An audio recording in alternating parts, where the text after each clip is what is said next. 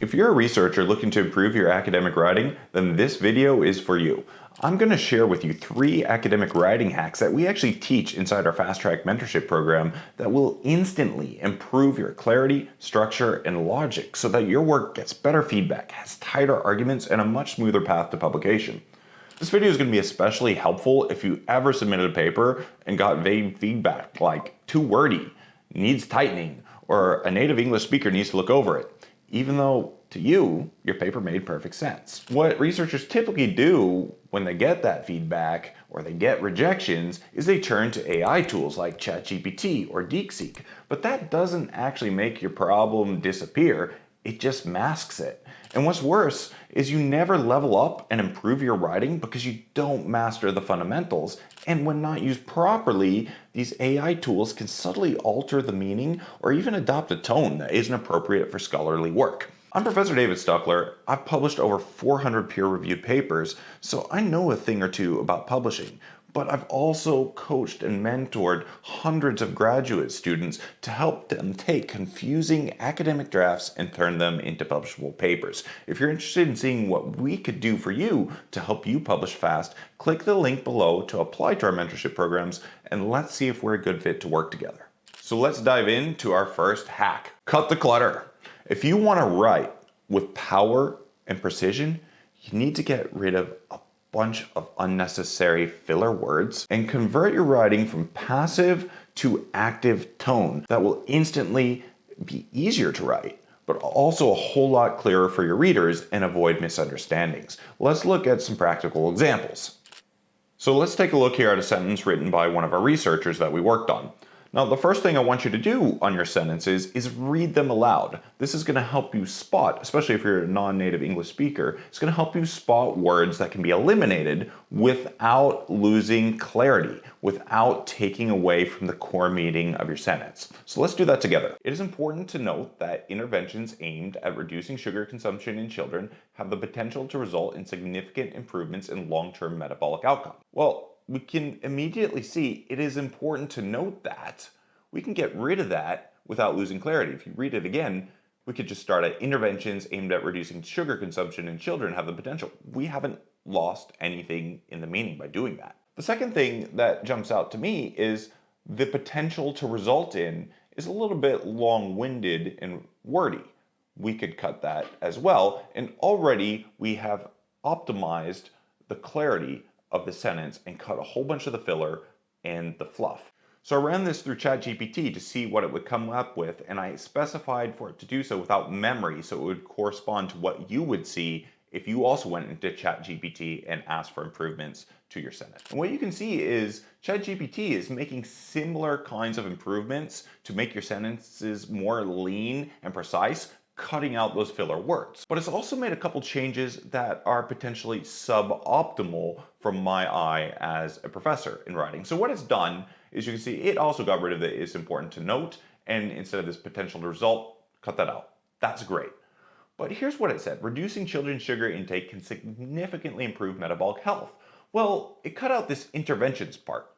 That interventions part is quite important because if you're writing this for research, you're probably, in this context, summarizing the evidence about certain interventions to reduce sugar consumption. And so you're wanting to keep your summary tied to specifying that this is about the effectiveness of these interventions. So this can get the context wrong and actually be a little too strong and sweeping to say overall reducing children's sugar intake can achieve this. That may not really scientifically be precise in what you're trying to say. The second thing that it's done here is it changed consumption to intake. And that's a subtle difference because in some cases, consumption won't actually correspond to intake. Academic words can be very precise in their meanings. In this case, this consumption to intake swap can be okay. In other cases, it may not be. And that's a certain subtlety and nuance that will get picked up in academic research that, as scientists, what sets us apart is that we're precise and definite in our writing that can sometimes get lost by ChatGPT. Now, there's prompt engineering that can help you with this. But I've just, for the sake of example, done this without using some of the prompts that we have our researchers inside Fast Track use. The other thing it did here is it shifted to metabolic health. This is focusing on metabolic outcomes. I would leave outcomes here rather than health. This is a bit sweeping, and this is again language that's connected to the discussion of interventions achieving an effect on outcomes. So what I would say is, if I were grading ChatGPT, it did a 7 or 8 out of 10 edit for the writing, but I want to help you guys on this channel get to the next level and write like a professor. What was my edit? So I've got my preferred edit here, which again followed the same writing principles, but kept the interventions, kept the outcomes, and left sugar consumption in children to stay precise. Let's go through another example of a sentence that could benefit from this writing hack. So here I've got an example from education. Hopefully, even without reading it now, you're gonna get yourself in the good writing habit of spotting immediately what the fluff is and cutting it. You'll see that it was found that. We can probably get rid of that. And then we can get through here perhaps by the implementation of. That might be a little bit long-winded. So hopefully, again, we're training your eye through this practice. You may never have even given yourself a space to practice your writing to improve, and so you just write and you never get better. It's like if you played tennis and you never had a tennis lesson, you'd never get any better at tennis. You might have fun, but you wouldn't improve. And so for some of you, you've probably never been taught academic writing in universities, or maybe you were taught back in high school, but you never used it. And the best way to learn is by applying things. So my goal is that you can apply these hacks instantly to your writing now and start you on that trajectory of beginning to improve and grow as a researcher. So immediately what jumps out to me is that this is a bit long-winded. The other thing that's key here is this is passive. I don't know if you remember back, this might have been from grade school, active versus passive voice, but you sometimes have like the doer, sometimes the doer and the doee. It's like who does something and what is being done. Let me give you an example, a classic kind of grade school example. The pitcher threw the ball, right? So pitcher's throwing the ball,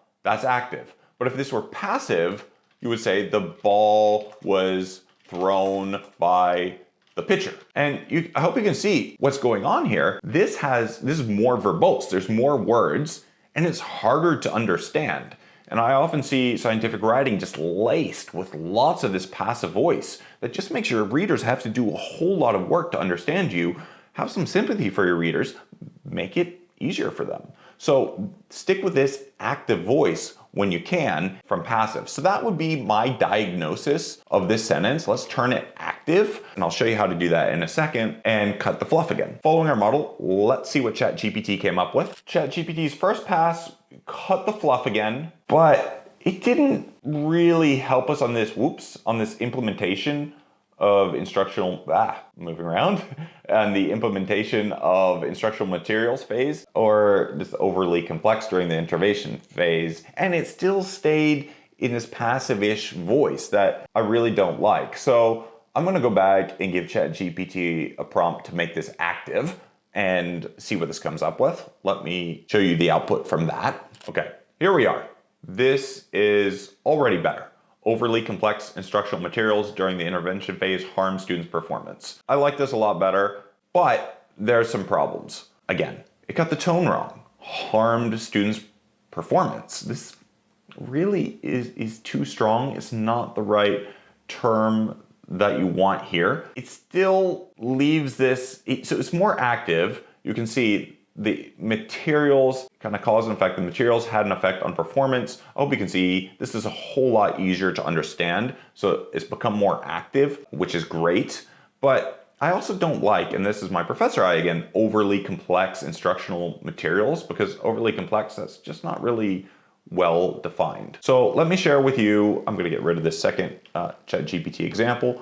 I'm gonna share with you now what my edit was. And here's what I did. We found that we're gonna report, again, that context, we're reporting evidence from our study. So we found that complex instructional materials, I don't think you need overly complex. It's simple, but no simpler than it needs to be to where it's dumbed down. But overly complex, I don't like. We found that complex instructional materials reduce student performance during the intervention phase. This is already a whole lot clearer compared to our original. ChatGPT, again, did a good job, but you gotta be aware that this is going to alter the meaning and, in my view, not be appropriate for scientific writing and keeping the tone for the journals or paper submissions that you might want to target. One other point I want to make in cutting the clutter that comes out here as well, that was subtle behind the scenes. I don't want to overload you with too much overly complex stuff at once, but you can see here, negatively impact.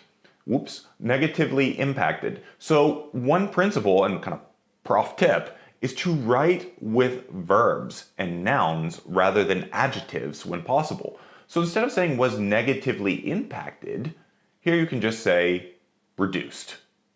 And it's just leaner, more powerful. Feel like my good writing buddy Ernest Hemingway would approve of this athletic prose. I really like Ernest Hemingway stuff.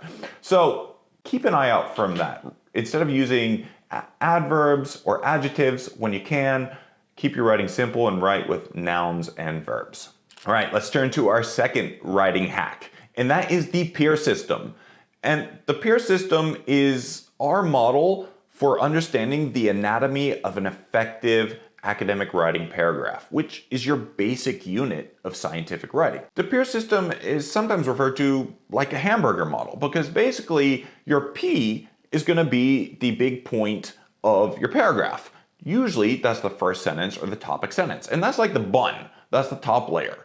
And then you have your kind of meat fillings, if you're vegan, maybe lots of lettuce, and that's going to be your examples and your explanation. The two E's of the peer system that get sandwiched in. And these are usually gonna kind of buttress or reinforce or corroborate that main point of the paragraph in the P or your bun. And the bottom bun is gonna be your repeating or linking point that sutures it together and helps you make a flow to your next paragraph. And so good academic writing has these digestible, bite-sized little hamburgers that are lined up and I guess makes like a hamburglar feast as you run through your paper. But at any rate, I digress. What I commonly see happen with students and researchers is that their paragraphs are like 20 hamburgers stuffed into one. They're just filled up with a whole bunch of complex points that aren't cooked enough. They aren't really unpacked, and it's really difficult to read, really difficult to follow. And while again, it may make perfect sense to you, your readers are having to do a whole lot of work to decipher what's going on. And again, that's not a native English speaker problem. That is a writing clarity and logic problem. Let me show you an example from one researcher in political science we've been working with. Take a second to look at this. You're probably going to need to take a second to digest it as well because this takes a minute to unpack. If we read this together quickly, you'll see what I mean. The role of international institutions post-conflict reconstruction has been widely debated, particularly with regard to their effectiveness in promoting stable governance and development outcomes. Critics argue that institutions impose these one-size-fits-all, while opponents highlight this. In addition, the relationship between institutional involvement and long-term peace building remains contested, as some studies suggest external actors may unintentionally entrench existing power imbalances. Furthermore, questions persist around whether international institutions possess legitimacy required to implement reforms that are perceived as externally driven, and whether their involvement fosters dependency or strengthens domestic capacity. Okay, a little bit of a mouthful, but I've just read that. Did you guys understand it? Were you able to take away the main ideas? Because for me, as a professor and familiar with this space, this was hard to follow. To me, it's been like it's this wall of abstraction staring at me that's very vague. And what's happened here is a whole bunch of points have been sandwiched together and they need to be unpacked. So with our peer system, what really helps you in the peer system is each hamburger, it makes one big point. So P, you don't have 20 points in your P of the peer system, you have 1 point. Each paragraph, 1 point. Each paragraph, 1 point. All right, done repeating that. But here we go. So 1 point is here. So, look with me in the paragraph and see how many points you see. One big point is here is that the role of IFIs is debated. And now we're going to give some examples and explanation of what that debate is. But here, then we get a couple other things that are going on. So you see here, in addition, well, this is another point that's being debated. This is looking at the long-term, this is the long-term peace building, saying, well, it's debated, and then the long-term effects are unclear of IFIs in reconstructing countries that have been in conflict. And then here we've got another point. It's unclear whether they possess the legitimacy. And then you've got a whole bunch of other filler fluff that we can get out. So I'm seeing, to me, 3 big points that need 3 separate paragraphs to unpack them and do them justice. Because you make this point about long-term efforts, but haven't really explained it. What evidence is to support it? What explanation is there about why the long-term is different from the short-term? Or here, the legitimacy. Why do they not have legitimacy? What impact is that going to have? It just isn't unpacked. And again, this is very, very common example where you're really in the trenches of your research and this makes a whole lot of sense to you, but when you share that, your thought process hasn't been unraveled. The thought process that led this to make sense to you has not been communicated, that takes your reader by the hand to help them get to that point of understanding and deep knowledge that you have. I'm gonna show you what I did. This is quite long, so I'm not gonna share with you ChatGPT's output, but put briefly, ChatGPT put this into 2 paragraphs and got it a bit wrong. It didn't figure out what the main academic points were here. Again, potentially that can be because it lacked context. So let me show you our edit. Basically what we did is we took the 3 big points and exploded them using our peer system into their own dedicated paragraphs. So turning to the first point, we edited this first point using the hack that I just shared a moment ago, cutting out the fluff. So there's ongoing debate about how these institutions impact government and development. The E components of peer are right here. Proponents argue, and in contrast, critics argue. That's our evidence and explanation. I went back and pushed the researcher to give us some more citations about, well, what does the research show? One study found this, another study suggested that, to give us a little bit meatier evidence. But that should go in here. And then finally, we've got this last sentence here, which is our repeating or linking point. In this case, it's kind of anticipating the short-term resistance. It's anticipating and helping us flow to our next paragraph that's going to then turn to focusing on long-term effects. That's exactly what I did. This is the second big point that you can see here that was smushed in our messy paragraph before. Again, exploded it, and again, same model, followed the peer system and had a repeating linking point. And then last point about perceived legitimacy, again, it just needed room to breathe and have its own paragraph to really do it justice, to give an explanation that others could easily follow and understand. Trust me, if you use this peer system, you can look at your paragraphs right now, be serious with yourself. Is it following peer? And if not, follow this formula and it's gonna make your writing instantly much clearer, and it's gonna force you to have a clear outline and structure in the background. It's gonna force you into having clear thinking. If you do this right, you should be able to follow the first point of each paragraph and skip from one to the next and be able to follow very easily the argument of your paper. And this helps readers at a glance kind of jump from one hamburger to the next, helps them really digest your paper quickly and get and pull out what they want of that paper. Let's get to hack number 3. And that is to keep related concepts together.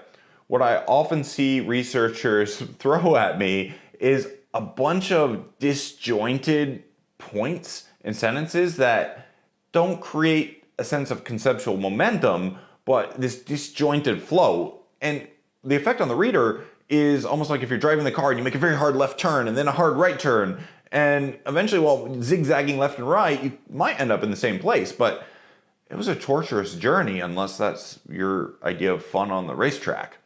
So let me give you a concrete example of keeping related concepts together. So let me give you this example from Linguist. And here we have, students often make grammar mistakes. This is common across age groups. Some researchers have also found links to feedback, style, and motivation. Instructional clarity may also play a role. I hope you can kind of sense, as I'm saying this to you, it's got this kind of this staccato zigzag pattern. It doesn't create this kind of flow and direction, where often I suspect, reading between the lines, what the researcher's intending to say is really try to unpack why are students making grammar mistakes. They're incredibly common. What are some of the factors or causes involved in this? And so we can see that the related concepts that we need to keep together a little bit better are right here. Here's a related concept. These appear to be the factors that explain it.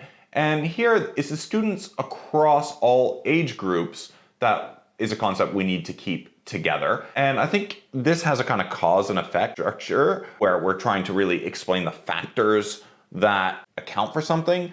So that will make this writing have some conceptual momentum and be clear. So let me show you what I have in mind. But first, we're going to see what ChatGPT has to say.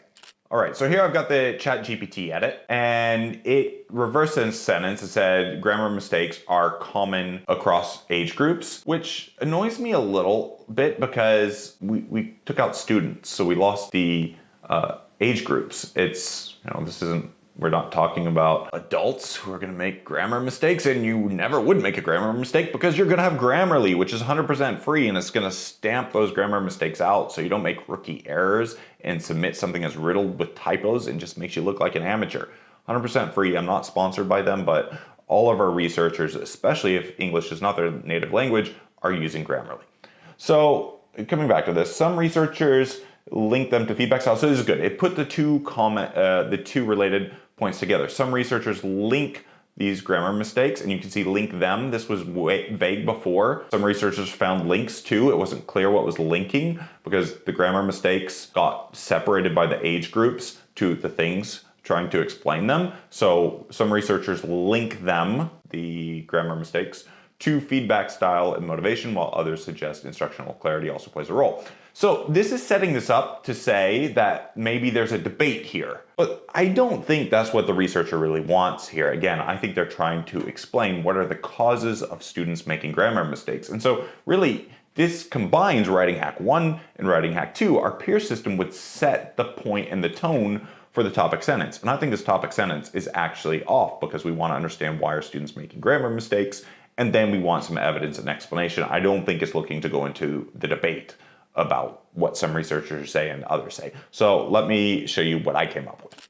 So here I have students across all ages, students of all ages make grammar mistakes. 3 key factors appear to play a role: unclear feedback, low student motivation, and vague explanations. So what I've done here is, again, I took instructional clarity and turned this into instructional feedback. I think that's probably more consistent with what's being studied. Low student motivation is really more of a factor. You can see I've added a direction. I like saying, is the problem high motivation or low motivation? This really wasn't clear, so I made it into low motivation, and the same vague explanation. So I'm a little more, I hope you can see I've added a little bit of color about these are kind of causal factors for why a grammar mistake might happen. This already is setting up the structure of what should be coming next in the paragraph. And so I hope you can see by ending here on this tone of make grammar mistakes, it creates this flow conceptually to say, well, there's 3 key factors that appear to explain why this is happening. We built up to our hack number 3. I hope you can see how our fast track writing systems are mutually reinforcing, that you learn one building block, then you can get to the next building block and the next building block. And before you know it, by combining these tools, you have a writing system and you are writing like a prof and like you have deep academic expertise. And being able to communicate your ideas clearly and succinctly has a premium, not just in academic writing, but in anything that you do in life. But I actually played a little bit fast and loose with Writing Hack 1. I want to come back to what my solution was there because I actually even was guilty of not keeping related concepts together. We hadn't built up to Academic Hack 3. So let me show you, calling back from our Writing Hack 1, the edit I came up with and how it can be further improved with this hack. You'll remember we said we found that complex instructional materials reduce student performance during the intervention phase. Well, looking at this again, you can see certain vagueness during the intervention phase. Well, we've disconnected the concepts. It wasn't the student's performance during the intervention phase. Typically what you've done is you've delivered an intervention and you're looking at performance after. And so by distancing this from when this was delivered, the instructional materials, we actually created a lack of clarity in our sentence. So the simple fix is put the concepts together. Complex instructional materials during the intervention phase reduce student performance. And just to make this even clearer, kind of the timeline of this, I would say subsequent student performance. And again, this now has a really succinct cause and effect structure because now we've got the cause here, and the effect here. That's much simpler and clearer than the way it was before, which was just ever so slightly off in its actual meaning. It wasn't just vague, but it was incorrect. So listen, if you apply even just one of these academic writing hacks, your writing will instantly get tighter, clearer, and more publishable. And if you want personal feedback on your draft, or just help from going from a messy idea to have the clarity, structure, and logic to get you to a finished manuscript, click the link below, learn more about our deep support for researchers and just how confident you'll feel using our systems going forward, and get yourself on that proverbial fast track. I'll see you in the next video.